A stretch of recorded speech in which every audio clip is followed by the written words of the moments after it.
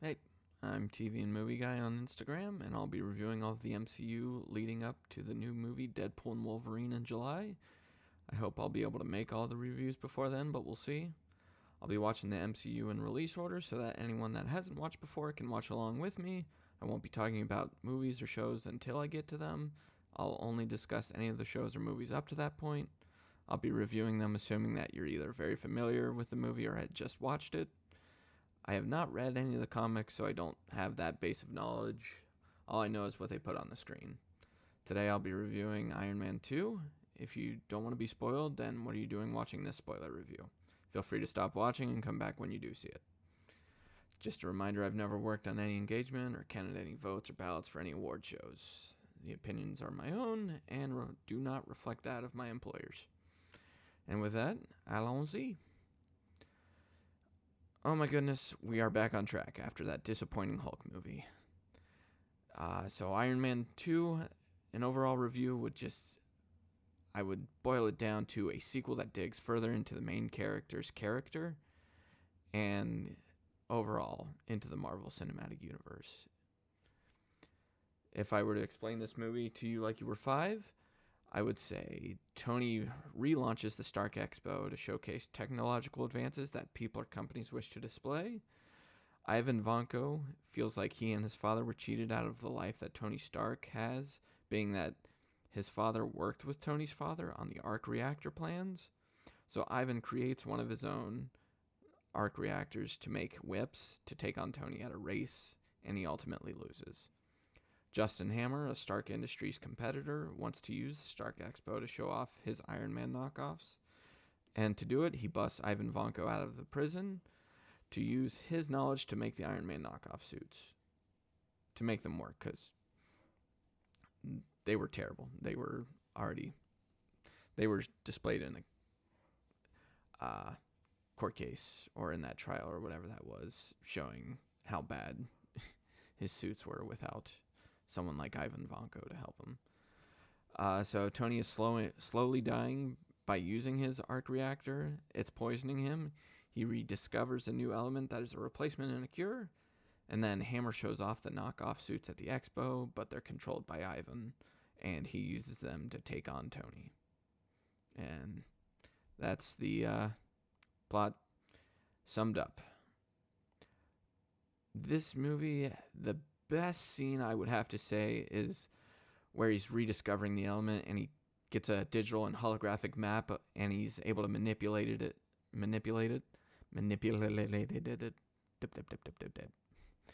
Anyway, just that whole sequence was great. And then the sequence of him and Director Fury just discussing his dad and diving into Tony's background more and kind of just his life, but also like the background of S.H.I.E.L.D. and how Ivan Vanko's dad fit into it, Anton.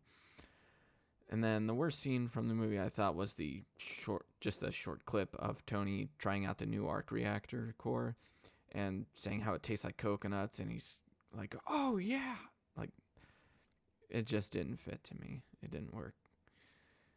It was a very short clip though, so like 5 seconds out of the movie is not bad. For the best line, it is when Tony is watching the old film of his dad, and it's kind of like behind the scenes, not what was showed at the expo earlier in the movie, and it's him talking to Tony in the future, kind of saying, "What is and always will be my greatest creation is you." I don't know, it just felt heartfelt, and it was the "I love you" that Tony never got, and said, like, "I don't even think my dad liked me." So the worst line is kind of the same as the worst scene, where I just did not like the, "Oh, it tastes like coconut. Oh yeah." Just, there weren't too many bad lines, but that just short clip did not do it for me. The best and worst joke, the best has to be how Justin Hammer's bragging about the ex-wife that he's arming the Iron Patriot with, War Machine. Yeah, they just say War Machine in this movie. And then, yeah, just talking up the ex-wife, how it's going to do all this. It's going to bust the bunker under the bunker you just busted, and just really builds up that weapon. And then later on in the movie, Rhodey tries to use it and it fizzles out, and Tony's just like, hammer tech, hammer tech. Yeah, Rhodey's disappointed reaction and just like, yep, it's hammer tech. The worst joke, only because it's a purposeful worst joke, is actually a good joke, is the press is about to have another problem. They're about to run out of ink. I know it was meant to be bad since the audience didn't clap and hardly react, so to have a purposeful joke that's a good joke is pretty hard, I think. But yeah, I liked it. Moving on to loose threads. So from this movie, Justin Hammer saying, "You'll see me real soon." So maybe he's not done yet. We'll likely see him later on down the road in the MCU. Then there was the after credit scene showing us a hammer in the middle of a crater. When I first watched this, I had no idea what that was, having not read any of the comics or having any previous knowledge of Marvel and like watching any other properties. Really, I had no idea what that was. But tension building for sure, and got me excited for the next movie. And then they again addressed the Avengers Initiative, and we're still not exactly clear on what that is. So we're getting closer, I feel like, because they're going into the background of certain characters and whether or not they belong with the Avengers Initiative. So it almost seems like that team they were discussing in the Hulk in that last scene where Tony's talking to Ross about we're building a team, and it was also showed up in the one Marvel one shot, The Consultant, and yeah, they ultimately didn't want the Abomination, but yeah, Tony wasn't aware of that. He was just supposed to make the ask. But it was funny watching the Hulk. You would think that they wanted the Hulk more than anything. You thought that's what they were talking about, but in that one shot, they were actually talking about the Abomination.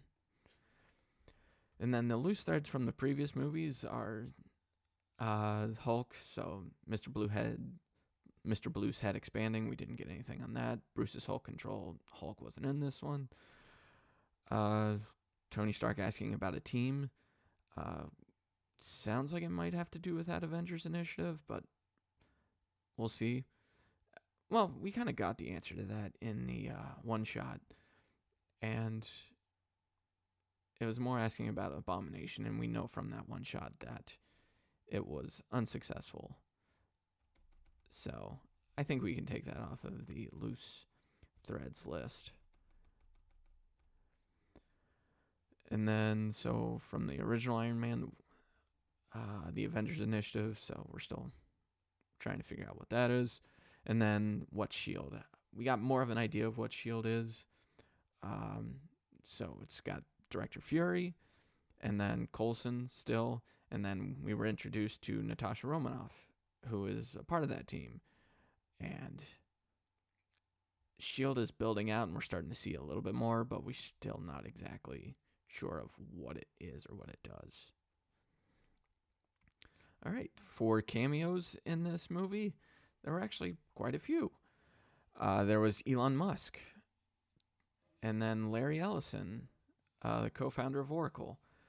So it's kind of funny looking back on this movie from like 2010, that just who Elon Musk turned out, like just who he became. He's more in our lexicon, and back in 2010, he was more just